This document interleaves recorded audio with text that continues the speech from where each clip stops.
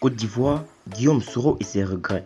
J'avoue et je reconnais que mon combat a échoué. Il n'a pas atteint ses objectifs. Plus de détails après le générique. Avant de commencer, abonnez-vous à la chaîne et activez la cloche de notification car cela va vous permettre de ne plus manquer les prochaines vidéos. Let's go!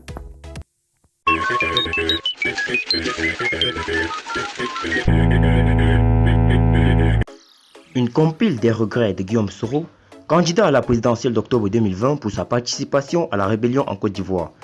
Quand éclatait la rébellion en mai de 2002, j'avais juste 30 ans et 4 mois. J'ai dû parcourir avec mes amis les forêts, les savanes, les montagnes, bref, tous les reliefs pour te porter au pouvoir.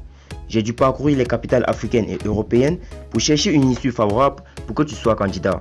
Mais en ce moment-là, je n'avais que la trentaine.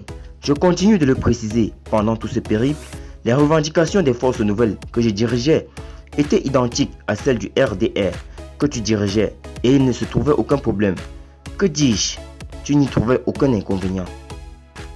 Mes amis et moi avons pataugé dans la boue, traversé des fleuves, des marigots, dormi souvent sans manger ni boire, juste convaincus de la justesse du combat que nous menions pour la restauration de la démocratie et en caressant le rêve de te mener au pouvoir, afin de faire vivre aux Ivoiriens le rêve américain tout en restant en Côte d'Ivoire, parce que tu nous avais dit, tu as fréquenté aux États-Unis, tu y aurais fait même toute ta vie.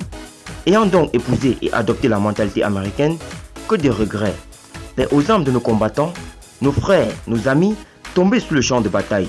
De là où vous êtes, je vous demande humblement pardon.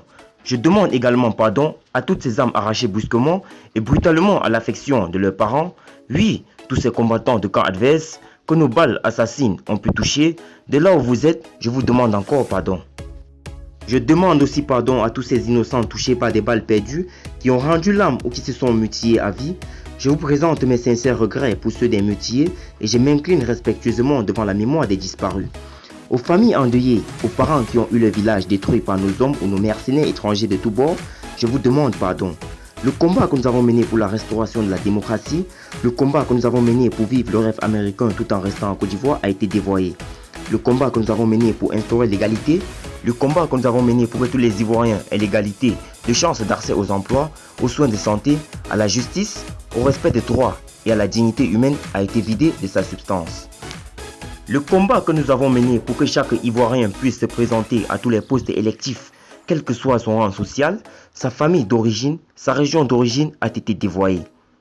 Aujourd'hui, nous nous retrouvons 60 années en arrière avec le retour du parti unique, le parti État, les faux complots, les emprisonnements politiques, les assassinats, les confiscations de la liberté d'expression, les caporalisations des médias d'État. J'avoue et je reconnais que notre combat a échoué puisqu'il n'a pas atteint ses objectifs, même immédiats. Je demande pardon à toute la nation ivoirienne et aux amis de la Côte d'Ivoire. Ah, l'adolescence, que des regrets. Que Dieu nous accorde son pardon et donne la force aux humains, aux Ivoiriens, de nous accorder aussi leur pardon.